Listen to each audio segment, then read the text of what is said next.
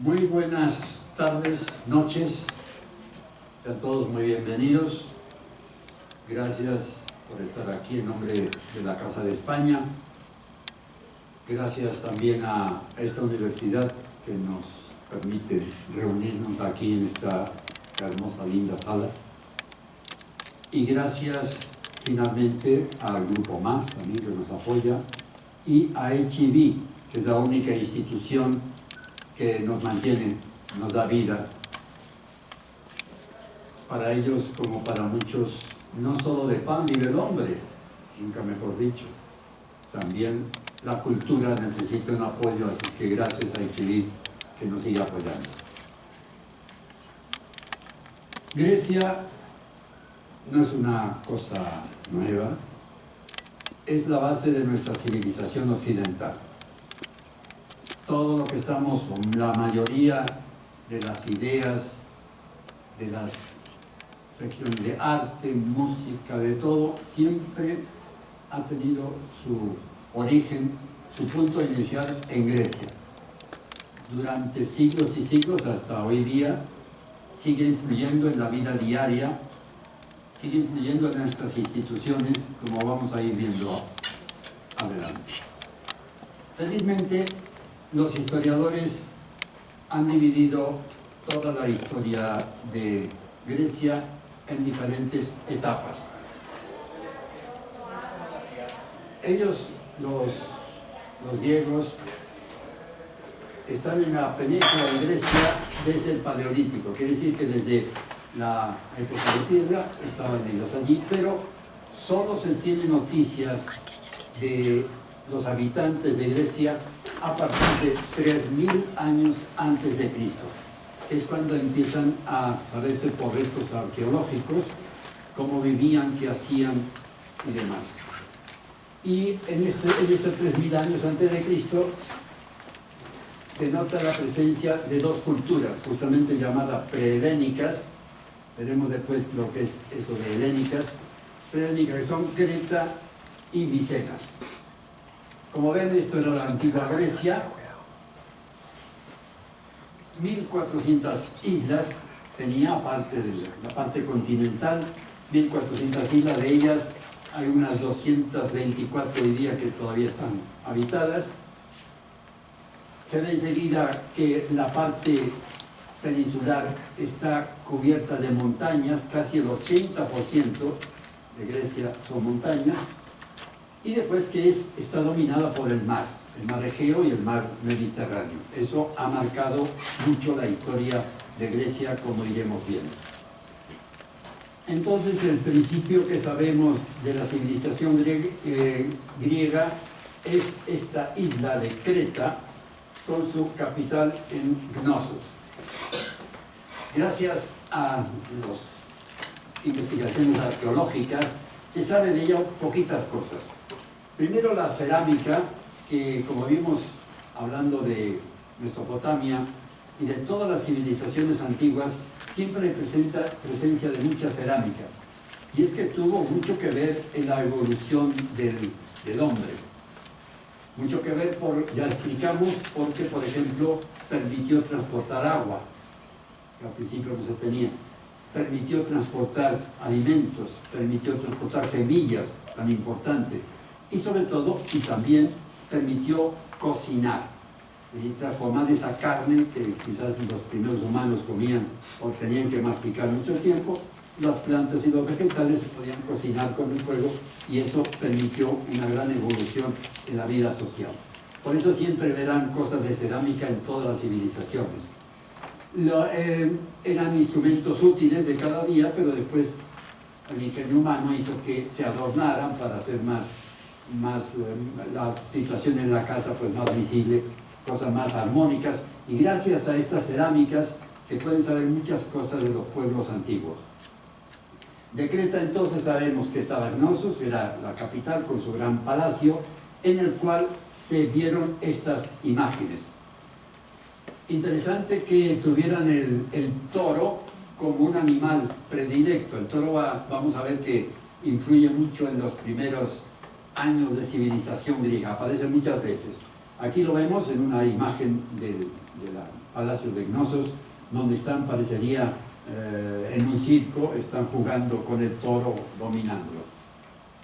Otra cosa interesante a través de estas imágenes es el amor que tenían por la naturaleza y lo bello. Es una cosa que va a destacar en toda la civilización. El helénico, el griego, era el ideal, su belleza la transformaba en la civilización, en la naturaleza, en las personas. Para él todo era la belleza que había que destacar. Y también se encontró lo que se llamó la labris. Labris es un hacha de 2 filos, que era el símbolo de la diosa madre de esta civilización.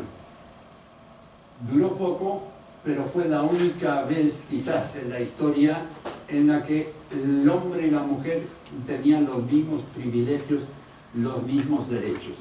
Incluso más, en ese momento era la reina madre, era la diosa principal, era diosa de la tierra, como en países andinos, la Pachamama, y al mismo tiempo la reina de la fertilidad. Había que asegurar la fertilidad, entonces la tenían a ella como la principal diosa. Y el labris era un elemento simbólico de ella. Por las 2 filos se suele decir que era porque tenía el poder de crear y de destruir. Por eso la doble fila. Quizás si alguno ha podido observar también en movimientos feministas modernos, algunos de ellos llevan también este instrumento, la labris, como símbolo del poder femenino. Aquí vemos entonces la Gran Madre, este Palacio de Gnosos, que solo fue descubierto en el año 1900, bastante tardío, y estas imágenes donde está la Reina Madre ahí, está adorada y en procesión ofreciéndole elementos. Es otra característica que desde siempre se constató en Grecia, era el poder de lo espiritual, de los dioses. Acuérdense que siempre lo que no explicaba el hombre antiguo buscaba explicación en lo que se desconocía. En lo espiritual, en un dios, había un problema, un fenómeno físico, o es porque el dios está enojado, o si llueve es porque el dios no protege. Y esa relación de lo humano con lo divino existe desde siempre, casi podemos decir. Y aquí, en este caso, era la diosa madre porque era una religión matriarcal. Pero otra cosa que ha pasado en la historia creta es por el famoso mito del laberinto. Resulta que el rey, se supone mitológicamente, el rey Asterión tenía 3 hijos y el más importante de ellos era Minos, porque dijo que, según los dioses, él debía heredar el reino de su padre. Y para demostrarlo dice que tenía tanta confianza en los dioses que todo lo que él pidiera a los dioses se lo concederían. Entonces le dijo a Poseidón, el dios del mar, que hiciera surgir un toro, de nuevo el toro, un toro de las aguas. Así lo hizo, un hermoso toro blanco. Mitos le había prometido a Poseidón que después que mostrase, después se lo ofrecería, lo sacrificaría en su honor. Pero claro, era un hermoso toro blanco, tan hermoso que se enamoró de él y dijo, no, esto me lo reservo para mí y voy a sacrificar un toro vulgar. Poseidón, que era Dios, pero no era tonto, dijo que esto no puede ser y se vengó. Entonces hizo que Pasífae, que era la esposa de Minos, se enamorara de ese toro blanco y tuvieran un descendiente. Y ese descendiente fue el Minotauro, o sea, el toro de Minos. Un hombre con cabeza de toro. El único problema era que era muy violento y tuvieron que pedirle a Dédalo que hiciera un laberinto para poder meterlo ahí y que no saliera, porque si no, él pedía cada año el sacrificio de 14 jóvenes, 7 mujeres y 7 hombres. Lo interesante es que los traían de Atenas. Atenas estaba dominada por Creta, entonces traían esos jóvenes a sacrificarlo, hasta que justamente un ateniense que era Teseo vino, se presentó en Creta y dijo, no, esto no puede ser, yo voy a luchar contra el Minotauro. En esto, Ariadna, que era una decreta, su nombre indica mujer casi santa, mujer beatífica, mujer buena. Entonces Ariadna, como saben, creó un hilo para que él, cuando Teseo entrara a matar al dinosaurio, pudiera regresar a su origen y no se perdiera. Así lo hizo. Entonces Teseo fue, dominó, mató al famoso toro, Minotauro, y después pudo regresar sano y salvo. Este famoso mito es el mito más importante de la antigüedad, ha dado mucho que hablar y muchas explicaciones. Se pueden imaginar desde filósofos, psiquiatras, personas, todo el mundo opina sobre ese laberinto, lo que es la vida, un laberinto, los problemas, la lucha contra el mal, la inteligencia de la mujer que supo encontrar una manera de salir, etc. Pero de todos ellos me voy a quedar con la impresión que tuvo Jorge Luis Borges, argentino, como todo el mundo conoce bien, que estuvo allí en Gnosos en 1984 y después escribió lo que llamó el hilo de la fábula. Yo solo le paso la segunda parte para no ser muy largo. Y dice, ahí cita a Medea. Medea en la mitología era también una maga, o sea que cambiaba las cosas, no se podía uno fiar mucho de ella. Las cosas ocurrieron así. Teseo no podía saber que del otro lado del laberinto estaba el otro laberinto, el del tiempo, y que en algún lugar verificado estaba Medea, para cambiarlo todo. El hilo se ha perdido, el laberinto se ha perdido también. Ahora ni siquiera sabemos si nos rodea un laberinto, un secreto cosmos o un caos azaroso. Nuestro hermoso deber es imaginar que hay un laberinto y un hilo. Nunca daremos con el hilo. ¿Acaso lo encontraremos y lo perderemos en un acto de fe, en una cadencia, en el sueño, en las palabras que se llaman filosofía o en la mera y sencilla felicidad? Y espero que no hayan perdido el hilo de lo que estoy hablando. En honor. Una cosa que nos enseña la historia, maestro de la vida, es que no hay imperio que dure, algunos ni 100, ni 50, ni 1000 años, menos. O sea que todos, como la naturaleza, nacen, crecen, se desarrollan, pero terminan y mueren. Así ocurrió con esta civilización porque vinieron desde Mesopotamia, lo mismo que dijimos que de Ur, de Mesopotamia, salió Abraham, que se fue a establecer en Palestina. Hubo otro grupo que vino hasta Micena, un grupo de los aqueos. O sea que recorrió toda Europa, se estableció allí y empezó la civilización micénica que dominó enseguida toda esta región y acabó con Gnosos, destruyó todo lo que había y creó palacios y empezó una actividad comercial nunca vista en la región.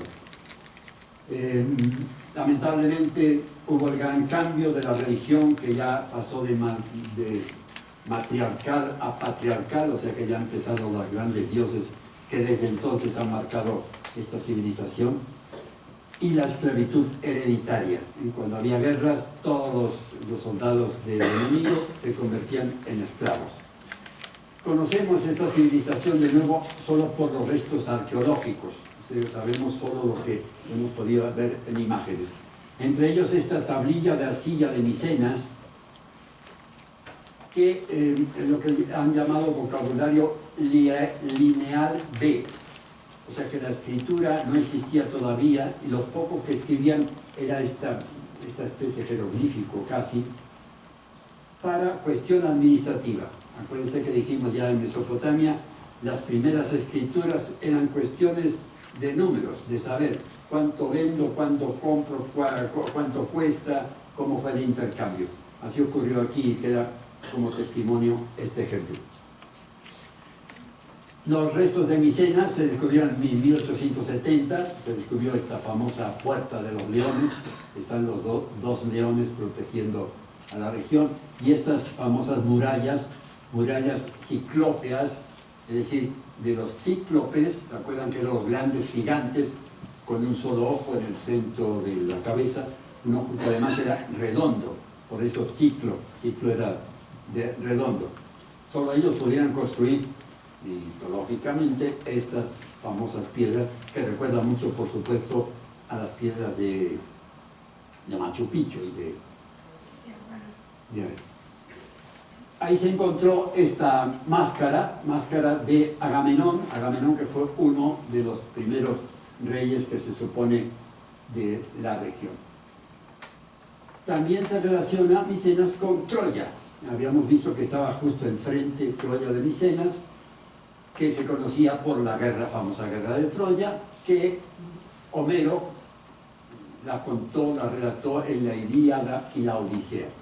Es decir, que ese mundo antiguo mitológico se sabe a través de Homero, que ni siquiera se sabe si realmente existió como persona, pero en fin, alguien recogió todas esas leyendas que se iban transmitiendo de boca en boca, porque todavía no existía la escritura, y en el siglo VIII, antes de Cristo, Homero o alguien las recopiló todas y produjo la Ilíada, donde se habla de toda la mitología y todo el mundo mitológico antiguo. Como bien sabemos, la leyenda es que se raptó Helena, esposa de Menelao, rey de Esparta, por el príncipe Paris, que vino desde Troya a Micenas, la rapta, se la lleva y se establece una guerra que duró 10 años. 10 años, pero Homero solo habla del último año de guerras. Pero eso ha dado origen a héroes, leyendas, mitos. Tenemos a Aquiles, Héctor, Paris, todos esos famosos héroes que han estado facilitando la literatura, las historias, incluso el teatro y el cine desde mucho tiempo. Eso es la leyenda, pero la historia es que este pueblo lo que quería era el dominio del mar y por eso atacó Troya. Pero ¿Troya existió o no existió? Resulta que Heinrich Schliemann era un alemán, hijo de un pastor protestante, no tenía mucho dinero, pero el padre era muy culto y desde pequeño le habló de Grecia, de Troya y todos los mitos y leyendas que se conocían entonces. Él se enamoró de esa idea. A los 14 años tuvo que dejar la escuela por falta de dinero, se dedicó a trabajar. A los 22 años parece que ya dominaba 7 lenguas. A los 30 se hizo rico y a los 36 deja esposa y 3 hijos, se divorcia y se va a Micenas a explorar y a buscar la famosa Troya, ciudad de Troya. Y lo consiguió después de varios años de investigar. La cosa no era fácil porque ahora está en la colina de Hisarlik, que está en Turquía, porque al principio Troya era griega, pero después con el Imperio Otomano ocuparon toda esa región. Así es que él se dirigió a esta colina donde había una especie de castillo de los turcos y dijo, aquí debe ser el lugar, por lo que había leído. Así que estuvo analizando, llegó hasta 6 capas de tierra para descubrir y al final consiguió descubrirla. Hoy día dicen muchos antropólogos que se confundió, que justamente la Troya, que era de verdad, la destruyó buscando la original. En todo caso, algo quedó, están estas murallas, y él trabajaba con su esposa, porque claro, cuando llegó a Grecia para ambientarse mejor, se casó con una jovencita griega, para variar se llamaba Sofía, su sabiduría, y con ella iba también él a descubrir, a investigar. Y un día de junio, estaban los dos trabajando, buscando con el pico y la azada, y descubrieron unas monedas. Las ocultaron enseguida y por la noche fueron, abrieron todo y descubrieron lo que se llamó el tesoro de Príamo. Bueno, él le puso el nombre de Príamo, que era el gran rey de Troya. Encontraron casi 10.000 piezas de oro, plata, bronce, entre medallas, adornos, jarros, bronce, Y uno de ellos, el más precioso, ¿quién lo iba a lucir? Por su esposa Sofía, que es esta diadema toda de oro y brillante. ¿Quién mejor que ella para lucirlo? Claro. Resulta que este tesoro se lo llevó él a Alemania. Cuando se enteró el gobierno otomano, pues le llamó la atención, hubo gran protesta y él dio una donación de unos no sé cuántos miles de dólares de aquella época a un museo de Constantinopla y ahí quedó la cosa. El único problema es que cuando vino la Segunda Guerra Mundial, este tesoro estaba en un museo que estaba en la parte este, así es que los soviéticos se lo llevaron. Y cuando terminó la guerra y Alemania pidió que le regresaran este tesoro, lo sentimos mucho, es un botín de guerra. Así que se quedó allí, si quieren verlo tienen que ir a Moscú. Como siempre, se vuelve a la historia, otra civilización que se perdió, se fundió, y pasamos a la época oscura. Esto de oscura es porque no se sabe mucho de esta época, no hay datos. Y acuérdense que la historia se funda en relatos, en escrito.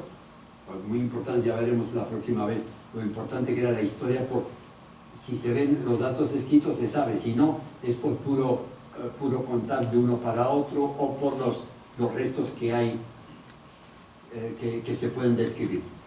Esta época oscura se acabó entonces la civilización y vienen los dorios, jonios y elonios, cada uno está ocupando terreno, se van desarrollando y en ese periodo, como dijimos, no hay mucha documentación, pero lo importante es que al final de este periodo se instaura la polis. Poli no tiene nada que ver con la policía, sino con ciudad. Es el nombre de ciudad lo tomamos del latín, civitas, pero antes la palabra para ciudad era polis. Y entonces vemos la polis griega en los inicios. El origen era porque los habitantes de Grecia, diferentes generaciones, se agrupaban en los oikos. Oikos era sinónimo de casa, o sea que el pequeño núcleo familiar era lo más importante de la sociedad. Eran la familia patriarcal, o sea que ya era el hombre, ya desde entonces, hasta hoy día, casi.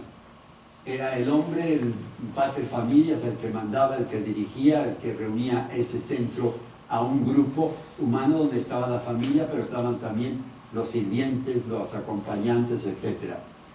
Con todos ellos formaban un clan presidido por el basileos. Basileos era lo que en principio se llamaba al rey, al dueño, al que manda. Muy importante en este ya fíjense desde el primer periodo, la importancia que tenía ese grupo familiar, que cuando a uno lo echaban del grupo por alguna cosa que pudo hacer mal, lo desterraban, lo que se llamaba el ostracismo, lo echaban fuera, y era el peor castigo que podía tener una persona, el que lo echaran de su gremio. Y un poco imitando como los animales también, los grupos animales, en los clanes hay de perros animales, al que le echa fuera es señal de muerte. Si no lo dejan participar en el grupo, es la muerte. Y un poco debía ser desde entonces. Después se convirtió en un método político, que era la exclusión de un país, la exclusión de un gobierno, los famosos exilios. ¿Cómo se formaban estos oikos? Entonces iban formando. Llegó un momento en que vieron que necesitaban más gente para tener más productos, para trabajar más la tierra. Entonces se fueron juntando oikos, que significa cinesismo, que significa juntar casas. Se iban juntando casas hasta que fueron lo suficientemente grandes como para formar una polis, o sea, un lugar ya más importante. Pero desde siempre la principal característica fue la autarquía. Autarquía en el arco siempre es el griego, el dominio, poder, y auto es propio. Quiere decir que ellos eran autosuficientes en todo, políticamente y económicamente. No tenían que depender de nadie. Es una cosa muy interesante que ya griego lo ha heredado para las civilizaciones, el poder ser autonómico sin depender de nadie, el sentido ya de la libertad, que después se fue formando más adelante. Siempre estas polis las formaban en colinas, donde estaba la parte arriba más alta, donde estaba el Acrópolis, que era el lugar sagrado, y después la parte más popular, que era el Ágora, donde eran, como vemos aquí, era para el comercio, y después se convirtió también en lugar público de discusión, lugar político, de manifestación. Aparte tenía la parte rural, que era donde se cultivaba, porque había que alimentarse, donde estaban los pastos, donde la agricultura, y después donde se sacaba la madera, las piedras, y también muy importante, casi siempre cerca del mar, de la playa. ¿Cómo se organizaba? Bueno, hubo varios, no siempre fue igual, hubo cambios dependiendo de quién estaba el jefe o del dirigente, pero se mantenían ciertas premisas. Primero, las clases dirigentes, los aristoi. Se considera que aristoi es los mejores, los excelentes, los virtuosos. No sé si hoy día los aristócratas siguen esa misma regla, pero en fin, eso era el nombre es así. La aristocracia era gobierno de estos, de los mejores, y también la plutocracia. Pluto es moneda, dinero, o sea que el mando de los que tienen dinero. No sé si en eso también hemos cambiado mucho o seguimos igual, pero sigue hoy día la plutocracia en países y en regiones, como todo el mundo puede imaginar. Como diría el amigo Quevedo, poderoso caballero, el don dinero. Desde siempre no ha cambiado. El pueblo, aparte de esos dirigentes, estaba el pueblo, que era demos significa pueblo, y de ahí vino después la democracia. Interesante, que tampoco ha debido cambiar mucho. Al nacer, cada persona quedaba integrada en su tribu, en su grupo, y era muy difícil cambiar o ascender. Los grupos humanos eran los ciudadanos, que se llamaban polites, ahí viene política, el asunto ciudadano. Los metecos eran libres pero sin derecho, es decir, personas que cambiaban de un oico a otro, de unas cites a otra. Los esclavos, que no tenían ni libertad ni derechos, y desde entonces, y se sigue manteniendo en muchos sitios, las mujeres que no eran ni ciudadanas ni tenían derechos. En la autoridad, como hemos dicho, los basileos, que eran los caudillos locales, aparecieron también los monarcos. Monarcos es gobierno de uno solo, de ahí viene monarquía. Las aristocracias, gobiernos de unos pocos. Las tiranías, empezó también la tiranía. Al principio no tenía un significado peyorativo, porque los tiranos a veces venían cuando la situación. ¿Y ahora? Esto sí que es milagro. A ver, viene nuestro técnico, ningún problema. Estamos diciendo las tiranías. Las tiranías en esa época no eran una cosa mala, sino simplemente decir un cambio de gobierno. Sí, que había gobiernos malos, entonces cambiaban el gobierno para poner algo mejor. Cosa que se ha ido repitiendo en la historia. Muchas tiranías han surgido al principio como una buena razón de poner orden, pero después a los tiranos les ha gustado eso y se han quedado en el poder, algunos hasta la muerte. ¿Dónde estamos? Aquí está. Después la tiranía y después la república, que fue ya en el siglo V, fue la época ya de esplendor, el siglo de oro, donde ya se instauró la democracia, y desde entonces hemos podido disfrutar la democracia en más o menos grado según los países. Las asambleas desde el principio también fueron muy importantes, la gente reunirse para discutir cosas. Entre ellos estaban grupos, los llamados eupátridas. Eus es sinónimo de bueno y pátrida de patriota, o sea, buenos patriotas. O sea, la gente, sobre todo la gente de edad, con experiencia, que se reunían para dictar o discutir leyes para el bien del pueblo. Los arcontes, que eran los que mandan, en el ejército se llamaban estrategos y en la marina naval. Así es como empezó entonces a formarse estas polis o lo que se ha solido llamar ciudades-estado. Eso es al final de esta época oscura. Después vino la época arcaica, ya siglo VIII antes de Cristo, ya empiezan las cosas a tomar carácter, a tomar forma. Porque en este periodo es cuando se establecen ya los fundamentos de lo que iba a ser el siglo de oro de Grecia, la edad de la cultura. La lengua fue muy importante, ya vamos a ver después, la lengua, el panteón de los dioses, las teogonías, o sea, el origen de cada uno de los dioses, y sobre todo ahí se fue procurando ya el paso del mito al logos. Es decir, que ya la gente empezaba, o los intelectuales de la época, empezaban ya a dejar de lado a los dioses, al poder de los dioses, y empezaban a darle más pie al poder de la razón, de la elaboración del pensamiento y de la filosofía.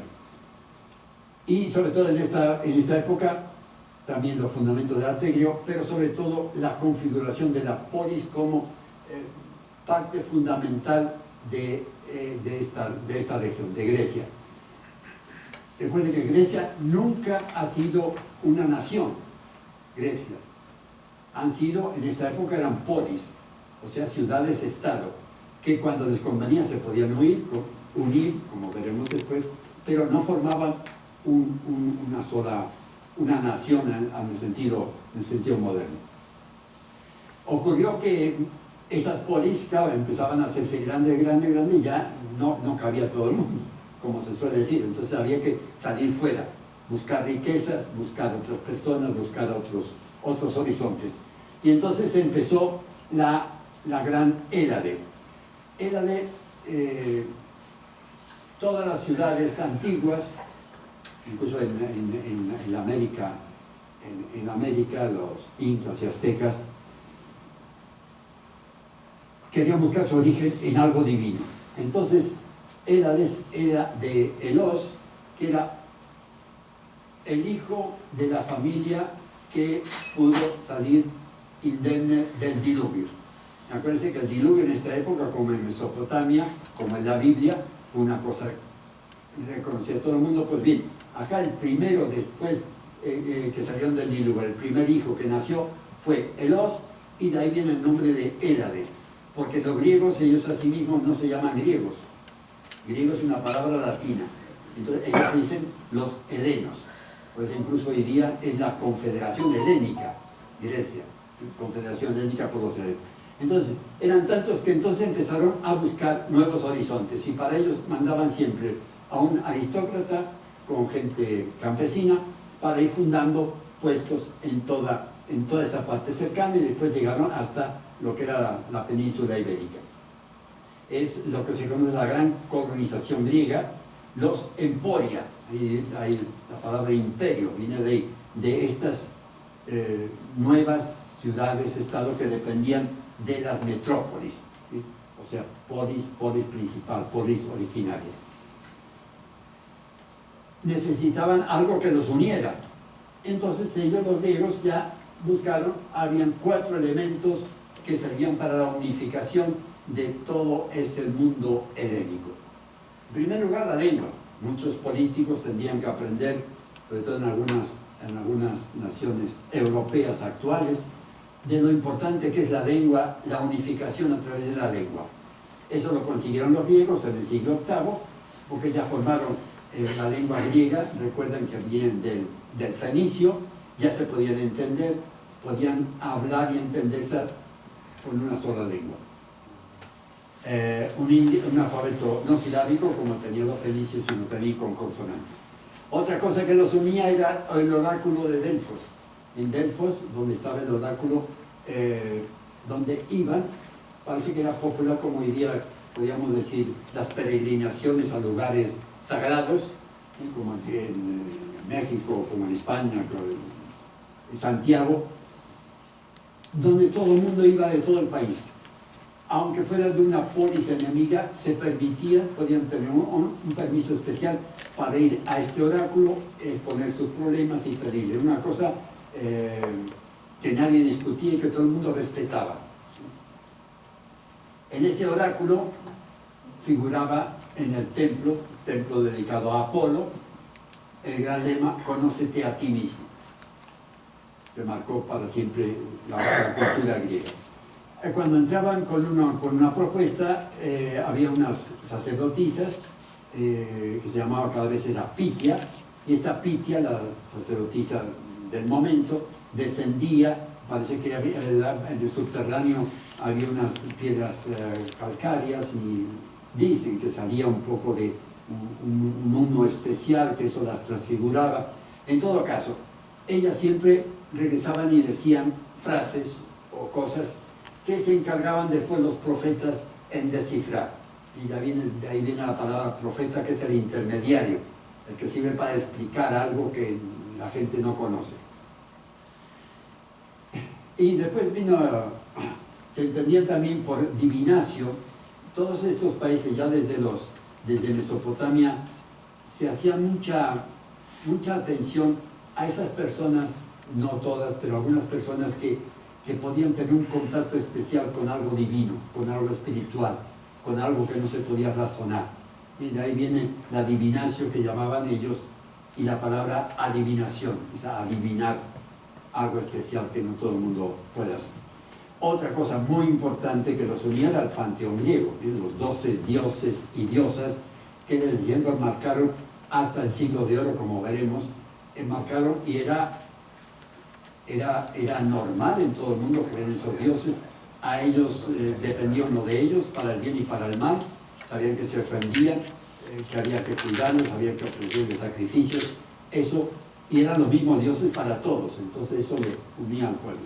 Otra cosa que los unía a los Juegos Olímpicos, cada 4 años se paraban todas las guerras para unirse y destacarse en los ejercicios físicos, de competición, de salto, de carreras, etc. Eso los unía, y es por eso que Pierre de Coubertin, el francés que quiso y que fundó los Juegos Olímpicos modernos, con esa idea de unidad, de comprensión, de por lo menos un momento de paz. Ahí no pueden ver, ahí está Corebo, que para el chisme fue el primer atleta que ganó no una medalla de oro, sino que ellos ponían la corona de laurel.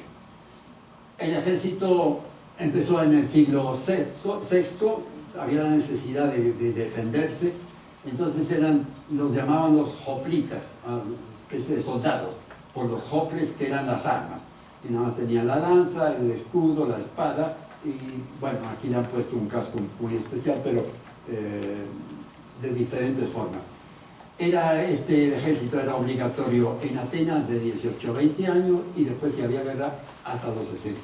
En cambio, en Esparta era un ejército profesional permanente, todos tenían obligación, y hasta la edad adulta. Había también las unidades de élite, por ejemplo, este batallón sagrado de Tebas, que estaba formado por 150 parejas de homosexuales. Es decir, que iban los dos y eran feroces, terribles, porque se defendían a muerte. Si uno estaba herido, parece que eran terribles. Y justamente ellos terminaron al final de la época de oro de Grecia, que fue cuando ya vino Filipo II y Alejandro Magno, que los venció en la batalla de Tebas, y este batallón fueron los últimos que quedaron en campo de batalla hasta que murieron todos. Y después se han encontrado los grandes sepulcros donde hallaron hasta 250 cadáveres, es decir, que era real que existieron estas unidades. Un gran problema era la estasis. Estasis es guerra interna. Lamentablemente es lo que después, a través de los tiempos, han sido las guerras civiles. Siempre ha habido problemas entre el que tiene dinero y el que no tiene, el que posee y el que no posee, distintas facciones dentro de la misma polis. Era esa lucha. A veces los vencedores de una de estas sí se imponían tiranías, pero buenas tiranías como esta de Pisístrato, que estuvo 22 años reinando como el dictador, digamos, pero la parte buena de la dictadura. Parece ser que después su hijo descendiente ya se echó a perder y empezó ya entonces a dominar esa dictadura. No se oye. Válgame Dios.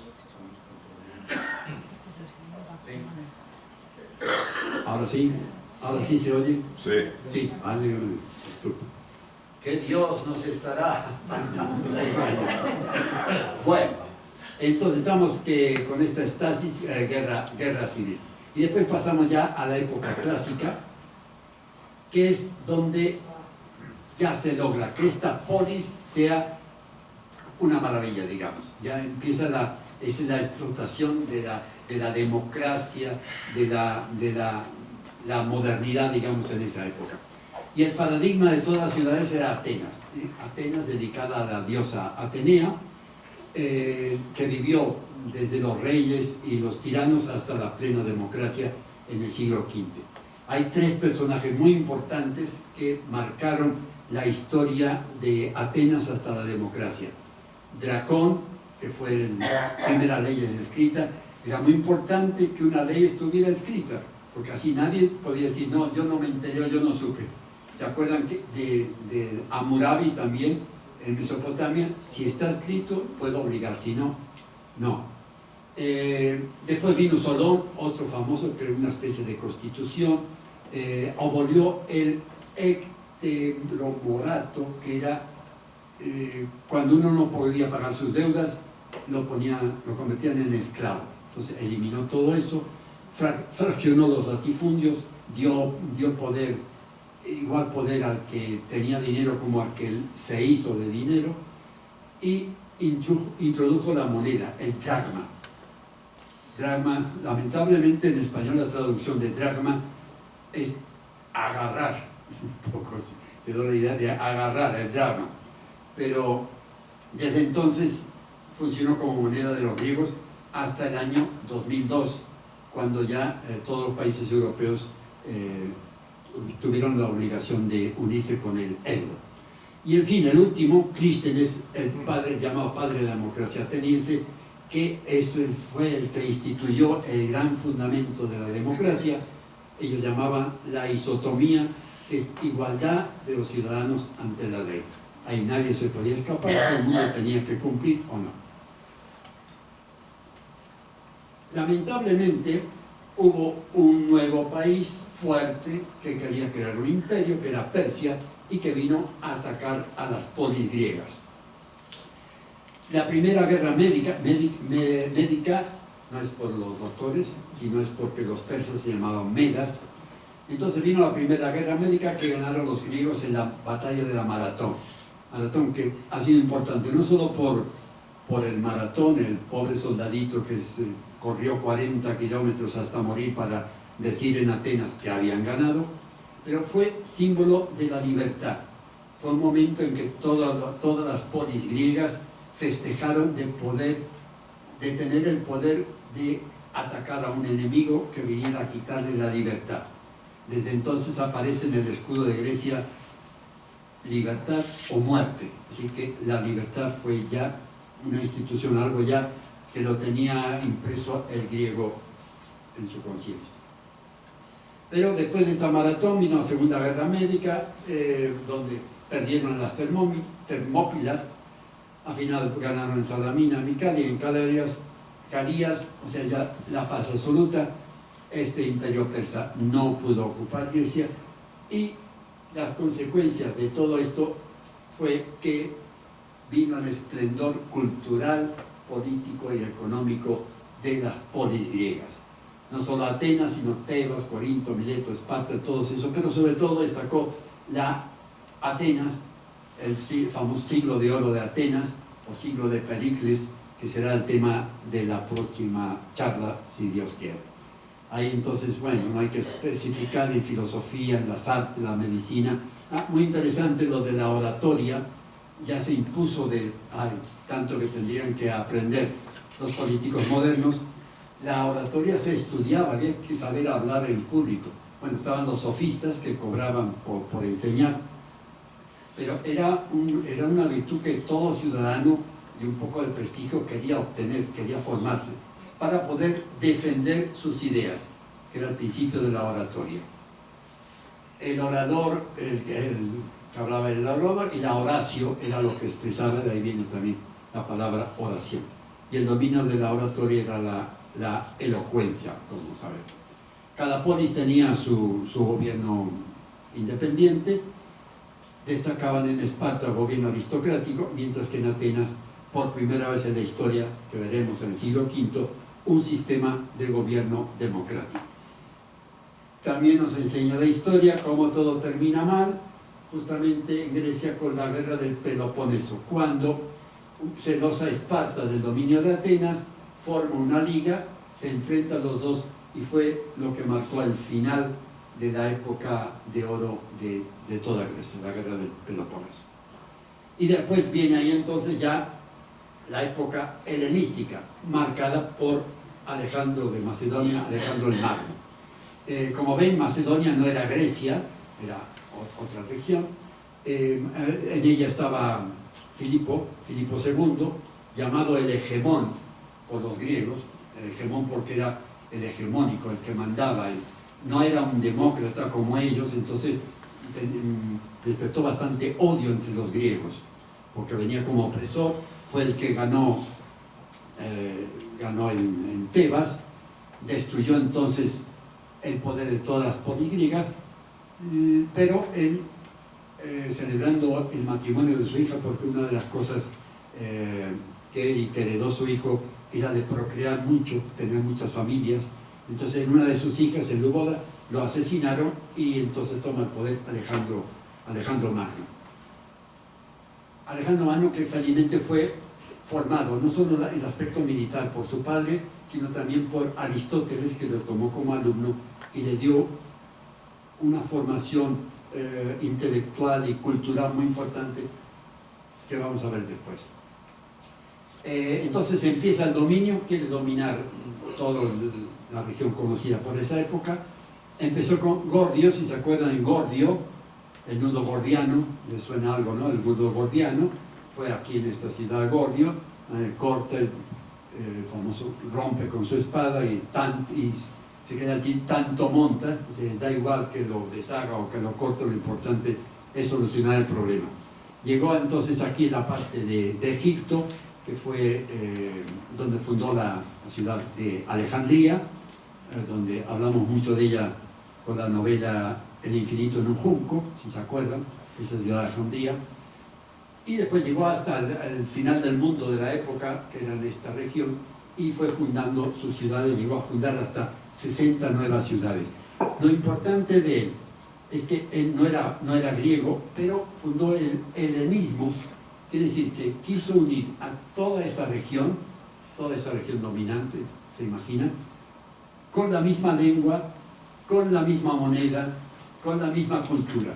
No solo con la misma cultura, sino que al lugar donde iba, adaptaba, un buen ejemplo histórico, todo lo bueno que tenía esa región, lo incorporaba. Y todo eso hiciera un único imperio con una cultura extraordinaria de Oriente y de Occidente. Él incluso le puso el nombre que quería realizar la boda de Oriente y Occidente, ¿sí? Unir estas dos regiones. Incluso a sus soldados le permitía que, casi les obligaba a veces que se casaran con mujeres de los lugares donde iban para hacer la unión, para la mezcla. ¿Sí? Otra lección histórica, no la separación, sino la unión. Creó un inmenso mercado, se imaginan, con una sola moneda, se anticipó a la Unión Europea, y impuso la koiné. Koiné es el griego, digamos como el latín vulgar, que originó las lenguas europeas. La koiné era también el griego, pero el griego fácil de comercio, como la lengua unificadora de todas. Muere a los 33 años, no se sabe exactamente bien de qué, de paludismo, pero el imperio se lo repartieron los generales. Felizmente a Ptolomeo, que era un gran amigo de Alejandro, se tomó esta parte de Egipto, donde fue desarrollando durante generaciones de los Ptolomeos, fueron desarrollando la misma cultura helena, griega. Ahí, ¿se acuerdan? Sí, como hablamos ya de Alejandría, la gran ciudad cultural, y terminó, se dice que terminó entonces todo lo griego con un descendiente de Ptolomeo que fue Cleopatra. Cleopatra fue la última, digamos, de este imperio que había fundado Alejandro, uniendo toda Grecia, y de ahí ya empezó el dominio de Roma y el imperio romano, que cambió toda la perspectiva de Europa, pasando entonces de helenismo a latinismo, como dijimos, se repitió la historia. Nada dura, todo se transforma, todo vence, pierde y gana. Y así ha ocurrido y seguirá, imaginamos, corriendo. Cuando era, no sé si a ustedes les tocó, pero cuando era joven, yo también fui joven, claro. Cuando era joven íbamos al cine, y cuando eran las películas en blanco y negro, y venían en series, no sé si se acuerdan, en algunas ponían, continuará en la misma sala. Entonces yo les digo también que continuará el 26 de abril en esta misma sala, y ahí entonces vamos a tratar del siglo de oro de Grecia, todo lo que se formó en Grecia en todos los aspectos, historia, literatura, política, ciencia, etcétera. De todo eso vamos a desarrollar el próximo 26 de abril, si les parece. Nada más antes de despedirnos y de invitarles, como siempre, a nuestro pisco labis, como dicen, a anunciarles que el próximo... ¿Dónde está Luis? ¿Dónde está Luis? Ah, ahí está Luis. Sí, puedes ponerte de pie, por favor. Sí, entonces Luis es un español, va a dar una conferencia que apoya la Casa de España. Es el próximo día... El martes a las 7 de la tarde en la UNAM. El martes 7 de la tarde en la UNAM. ¿De qué trata tu exposición, tu charla? Pues la esfera invisible, de alguna manera, viene del mundo griego, porque es una exposición, una presentación sobre un disco libro que hemos hecho con un grupo de música Forjans, que es sobre la granja San Ildefonso, que precisamente es heredera de toda la mitología grecorromana, que fundó el primer rey Borbón, Felipe V, en la granja de San Ildefonso, y que, bueno, de alguna manera es eso llevado al arte y al vídeo. Qué bien, muy interesante. Están todos invitados, por supuesto, allá. Y si quieren más información, ya saben que siempre Casa de España tiene la dirección. Si reciben nuestra invitación y si no la reciben, nos deja su dirección.